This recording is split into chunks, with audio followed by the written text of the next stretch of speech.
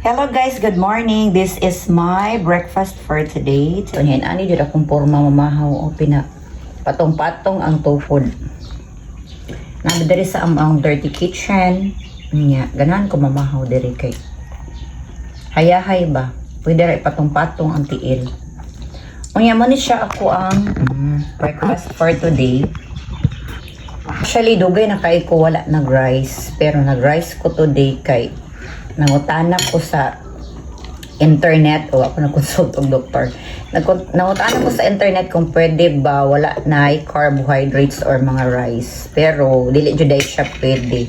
At least na jud ay siya gamay para balance ang imuhang diet. So na fruits, dapat na fruits, na ay protein, na ay veggies and na ay carbohydrates. So, dapat kompleto siya gyapon. Bahala gamay lang. At least kompleto gyapon ang imuhang meals. Okay, dili po siya pwede mag-skip og meals. Kay makadaot po siya. So, mo ni siya. Nako isa ka kutsara nga rice. At least na isulod rice ako ang tiyan. Isa lang po na kutsara. Actually guys, dati manggod pag katong naanad na ko og kaon og walay rice, maghapdos na ako ang tiyan. Pag masudlan og rice, ako ang tiyan. Hapdos na kong kuto-kuto pag masudlan og rice. Nga dali ra ko gutumon basta na ay rice. Tuhod sa jud. So man siya, try na pog balik og rice pero 1 tablespoon na lang nga rice.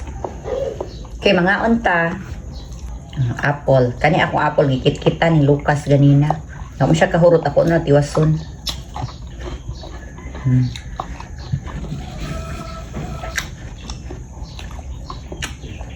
Mag-diet ta, mag-exercise, pero dapat kaon gyapon ta. Dapat dili pud ta mag-over-exercise kay ma-over-fatigue ato ang lawas. So dili pud siya healthy para sa ato ang ma-force ang ato ang mga muscles. So ana tendency nga magsakit pud ta pag ma-over-exercise ta. Kay ma-over-fatigue man, so sobra ka kapoy imong lawas, bawal pud siya. At least alang kay 30 minutes per day o kanang panington na bitaw ka or 1 hour per day, okay na gid na siya. Pero dili po dapat ipugos ang lawas.